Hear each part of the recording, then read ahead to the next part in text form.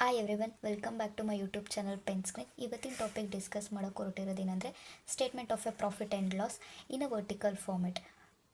Two types ಫಾರ್ಮೆಟ್ಸ್ನ ಮಾಡ್ಬೋದು, horizontal format, vertical format. Horizontal format format ಅದನ್ನು ಮುಂಚೆ ಯೂಸ್ ಮಾಡ್ತಿದ್ವಿ. ಇವಾಗ ವರ್ಟಿಕಲ್ ಫಾರ್ಮೆಟಲ್ಲೇ ಪ್ರಾಫಿಟ್ ಆ್ಯಂಡ್ ಲಾಸ್ನ ಪ್ರಿಪೇರ್ ಮಾಡಬೇಕು. ವರ್ಟಿಕಲ್ ಫಾರ್ಮೆಟ್ ಅಂದರೆ ಒಂದೇ ಕಡೆ ಎಲ್ಲ ಅದು ಪರ್ಟಿಕ್ಯುಲರ್ಸ್ ಆಗಿ ಬರ್ಕೊಂಡು ಅಮೌಂಟಾಗಿ ಡಿಸ್ಟ್ರಿಬ್ಯೂಟ್ ಮಾಡೋದು.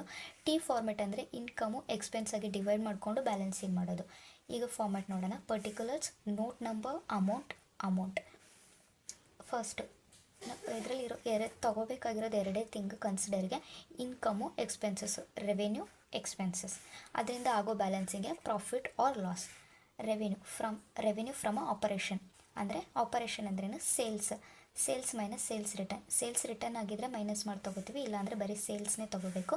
ನೆಕ್ಸ್ಟ್ ಅದರ್ ಇನ್ಕಮ್ ಏನೇನೆಂದರೆ discount received, commission received, rent received, ಈ ಥರ ಅಪಾರ್ಟ್ ಫ್ರಮ್ ಮ್ಯಾನುಫ್ಯಾಕ್ಚರಿಂಗ್ ಏನಾದರೂ ಬೇರೆದೇನಾದರೂ ಇನ್ಕಮ್ ನಮಗೆ ರಿಸೀವ್ ಆಗಿದ್ರೆ ಅದು ಅದರ್ ಇನ್ಕಮ್, ಅದನ್ನು ತೊಗೋಬೇಕು. ನೆಕ್ಸ್ಟ್ ಎರಡನ್ನೂ ಟೋಟಲ್ ಮಾಡಿದಾಗ ಟೋಟಲ್ ರೆವೆನ್ಯೂ ಬರುತ್ತೆ.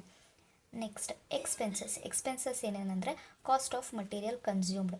ಇದರಲ್ಲಿ opening stock plus purchases minus closing stock, ಈ ಥರ ಮಾಡಿದಾಗ ನಮಗೆ ಕಾಸ್ಟ್ ಆಫ್ ಮಟೀರಿಯಲ್ ಕನ್ಸ್ಯೂಮ್ ಬರುತ್ತೆ. Next purchase of stock in trade. Purchase ಮತ್ತು ಅದರಲ್ಲಿ ಆಗೋ ಅಂತಹ ವೇರಿಯೇಷನ್ಸ್ನ ನೋಡ್ತೀವಿ. ನೆಕ್ಸ್ಟು ಚೇಂಜ್ ಇನ್ ಇನ್ವೆಂಟ್ರಿಯಿಂದ ಬಂದರೆ it's a stock of raw material from beginning, work in progress, finish goods. ಇದರಲ್ಲಿ ಆಗೋ ಚೇಂಜಸ್ ಇನ್ ಇನ್ವೆಂಟ್ರಿಯಲ್ಲಿ ತೊಗೋತೀವಿ. ಎಂಪ್ಲಾಯಿ ಬೆನಿಫಿಟ್ ಎಕ್ಸ್ಪೆನ್ಸಸ್ ಅಂದ್ರೇನು? ಎಂಪ್ಲಾಯಿಗೋಸ್ಕರ ಏನಾದರೂ ಬೆನಿಫಿಟ್ಗೆ ಎಕ್ಸ್ಪೆನ್ಸಸ್ ಆಗ್ತದೆ, ಲೈಕ್ ಸ್ಯಾಲ್ರಿ, ವೇಜಸ್, PF ಈ ಥರ ಕೊಡ್ತೀವಲ್ಲ ಅದು. ನೆಕ್ಸ್ಟ್ ಫಿನಾನ್ಸ್ ಕಾಸ್ಟ್ ಅಂದರೆ ಇವಾಗ ಇಂಟ್ರೆಸ್ಟ್, ಚಾರ್ಜಸ್, ಬ್ಯಾಂಕಿಂದ ಏನಾದರೂ ಲೋನ್ ತೊಗೊಂಡಿದ್ರೆ ಅದ್ರ ಮೇಲೆ ಆಗೋ ಚಾರ್ಜಸ್ಸು, ಇಂಟ್ರೆಸ್ಟು, ಈ ಥರ ಏನೆಲ್ಲ ಎಕ್ಸ್ಪೆನ್ಸಸ್ ಆಗುತ್ತೋ ಅದು finance cost. Depreciation or amortisation cost expenses ಅಂದರೆ ಏನಂದರೆ, ಇವಾಗ ಮೆಷಿನರಿ ತೊಗೊಂಡ್ರೆ ಅದಕ್ಕಾಗಿರೋ ಡಿಪ್ರಿಸಿಯೇಷನ್ ವ್ಯಾಲ್ಯೂ ಏನಿರುತ್ತೆ ಅಂದರೆ ಬರ್ತಾ ಅದ್ರ ವ್ಯಾಲ್ಯೂ ಕಮ್ಮಿ ಆಗ್ತಾ ಇರುತ್ತಲ್ಲ, ಅದ್ರ ಪರ್ಸೆಂಟೇಜ್ ಆಫ್ ವ್ಯಾಲ್ಯೂ ಎಷ್ಟು ಕಮ್ಮಿ ಆಗಿದೆ ಅದರ ಎಕ್ಸ್ಪೆನ್ಸಸ್ಸು.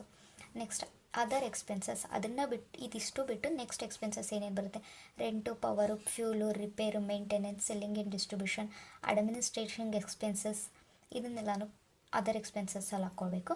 ನೆಕ್ಸ್ಟ್ ಟೋಟಲ್ ಮಾಡಿದ್ರೆ ನಮಗೆ ಟೋಟಲ್ ಎಕ್ಸ್ಪೆನ್ಸಸ್ ಸಿಗುತ್ತೆ. Next profit before tax.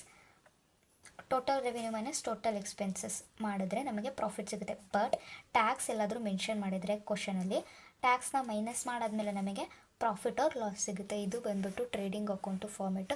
Next trading account format base ಮೇಲೆ ಫಿನಾನ್ಷಿಯಲ್ ಅಕೌಂಟಿಂಗ್ BBA 2025 ಪೇಪರ್ನ ಒಂದು ಕ್ವಶನ್ನ ಸಾಲ್ವ್ ಮಾಡೋಣ. If you find this formatting is interesting and worthful, please don't forget to subscribe, share and comment. Thank you for watching.